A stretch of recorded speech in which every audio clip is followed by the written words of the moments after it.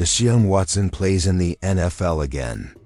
Not as a result of his actions on the field. After suffering his second Achilles tear in less than a year, he is still recuperating.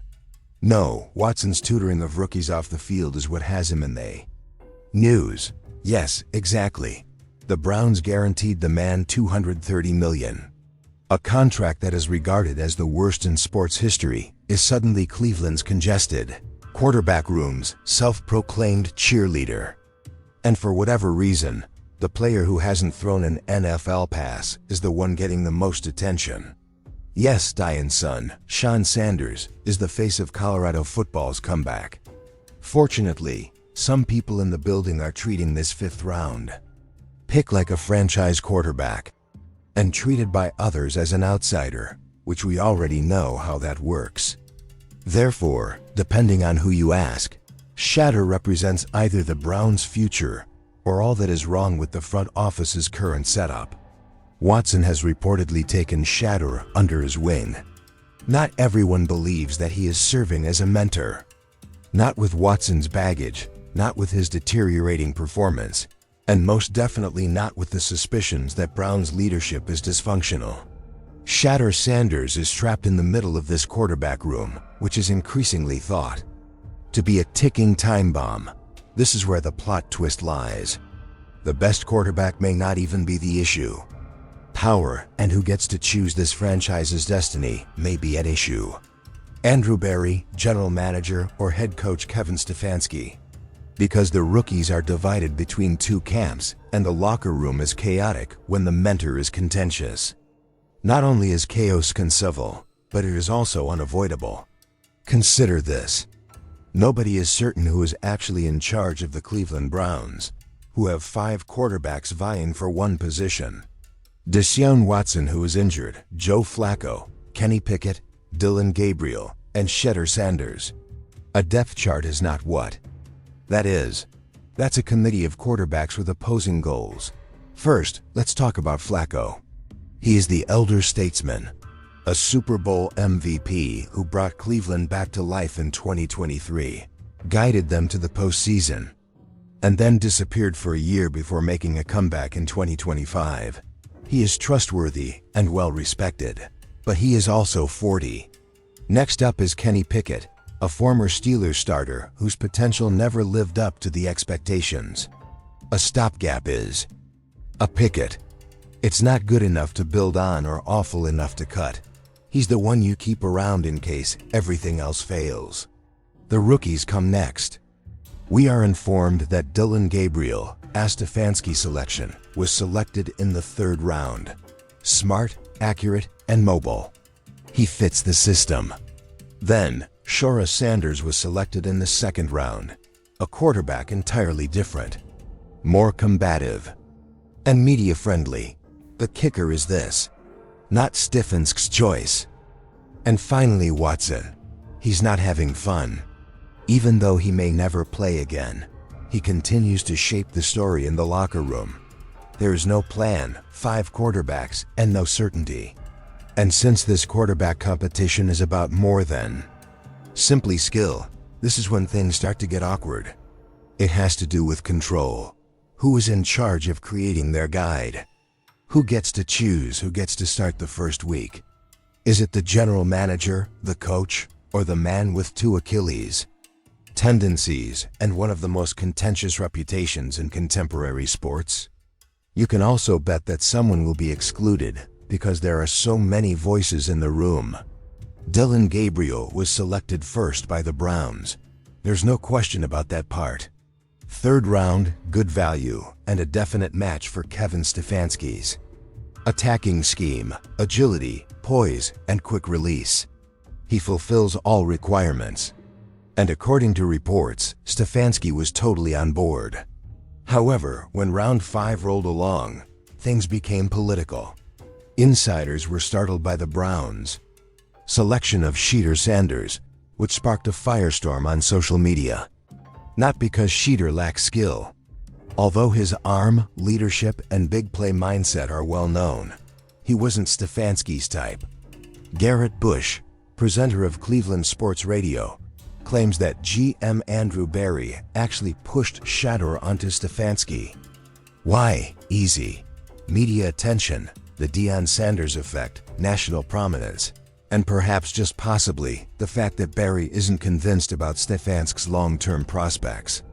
Berry may already be setting the stage for a post-Stefanski reconstruction, with Shedeur at its core if the season fails. There are even rumors that Berry's true strategy is to lose badly to Arch Manning in 2026. The gap between the coach and the general manager is that great. One wants to win right away with the youngster he thinks has what it takes. It's possible that the other person is already planning forward. That puts Shedeur in a challenging situation. In addition to having the most eye-catching name in the room, he is also the most divisive. Fans undoubtedly notice, coaches notice, and teammates notice. Worst of all, critics won't call him a rookie if he suffers, even a little. They will claim that he wasn't meant to be here. Over the previous few years, Deshaun Watson has been implicated in numerous incidents. Franchise quarterback, distraction in the locker room, legal risk, and now mentor. According to Browns insider Mary Kay Kitt, that is the new role. According to reports, Watson has been a fantastic teammate over the offseason, assisting rookies Dillon Gabriel and Shedeur Sanders in acclimating to life in the NFL. He attends meetings, provides criticism, offers support, and even acts as a cheerleader for the quarterback's room. It sounds good on the surface, but as soon as you scrape that surface, issues quickly appear.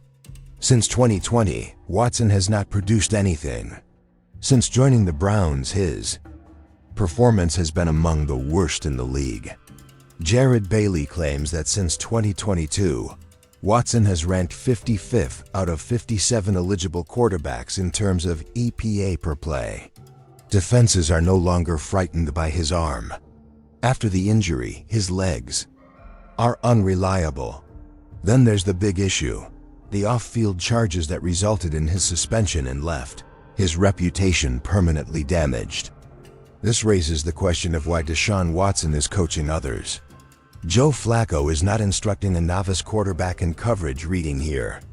This quarterback has overpriced himself, failed to produce, and in the opinion of many, overstayed his welcome. It could be the worst possible optics for the Browns to have him coach Shedeur, the most well-known rookie present. Because control, influence, and legacy are more important than helping. Knowing that his time is limited, Watson is committing to Shedeur, particularly with Deion in the background. Be his final attempt to remain relevant in a league that is changing quickly. This is where the irony lies. Rookies may be held back by the same individual who mentors them. Mentoring Shedeur Sanders by Deshaun Watson is more than simply a random gesture of generosity. That's no accident, it's a private matter. Against the Bengals back in October, Watson grabbed his Achilles and collapsed. His season and possibly his career came to an abrupt end. Browns fans cheered as he lay on the field in obvious pain. Not all of them, but enough to garner national attention. And who stood up for Watson? Deion Sanders, that's who. Coach Prime called out the fans' lack of humanity and respect for commemorating another man's suffering. For a quarterback with Watson's background, was an uncommon instance of public endorsement. And you know what? Watson remembered. Kitt claims that he would be more than delighted to mentor Shedeur in return. Let's face it though, this goes beyond simple thankfulness. Leverage is the key. Deion Sanders is more than just a dad. He is a voice that demands attention, a brand, and a media conglomerate. Watson is aligned with Deion when he aligns with Shedeur. Furthermore, sticking with Deion means staying relevant in a league that is obviously phasing Watson out. Additionally, it puts Shedeur in a difficult position because, even if he may be picking up the skills, he is also carrying the burdens of his past. And whether it's fair or not, his father's divisive influence during Watson's failing career is part of it. Remember that NFL teams dislike drama. Outside noise bothers them. Furthermore, It might harm Shedeur before he ever has an opportunity to establish himself, if he is perceived as Watson's project or Dion's puppet. What exactly is this? Then, the attention of two waning stars, an elderly quarterback and one legendary father as the sun rises? What's more, will the locker room support any of it? The general manager and head coach collaborate in the majority of NFL organizations. They work together to scout, draft, and construct the future. However, it appears that two distinct teams are being built in Cleveland. According to reports from Berea, GM Andrew Berry and Kevin Stefanski are no longer in agreement. Garrett Bush claims that Stefanski was adamant about selecting Dillon Gabriel. A quarterback complements his coaching philosophy, system, and developmental trajectory. Berry, in the meantime, made the choice to select Shedeur Sanders. A publicity maneuver, a power move, and possibly a desperate one. We're dealing with more than simply a quarterback dispute, if that's accurate. A philosophical divide at the top of the company is what we're looking at. Stefanski desires order. Stars are what Berry desires. Stefanski desires his partner. Plan B is what Berry wants. Perhaps even a backup plan. Because Berry could easily sever connections with Stefanski and designate Sanders as the franchise's future face if this season goes south. Such a division is not concealed. It seeps into procedures. It appears in the conference rooms. Rookies like Sanders and Gabriel are thrust into a cold war where every throw, every error, and every victory becomes ammunition for someone else's agenda, while players converse and coaches whisper. Additionally, the appearance of Deshaun Watson just serves to spice things up. Because Stefanski is left out if Berry is siding with Shedeur and Watson is siding with Shedeur. It may not be a football choice if Sanders starts over Gabriel.